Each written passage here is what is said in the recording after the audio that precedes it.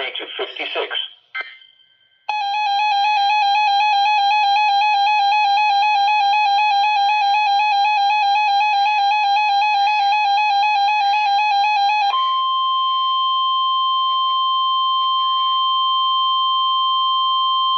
The National Weather Service in San Diego has issued a required weekly test for the following areas in extreme southwestern California: Orange County, Riverside County, San Bernardino County, San Diego County, and the coastal waters from San Mateo Point to the Mexican border and out 60 nautical miles, including San Clemente Island.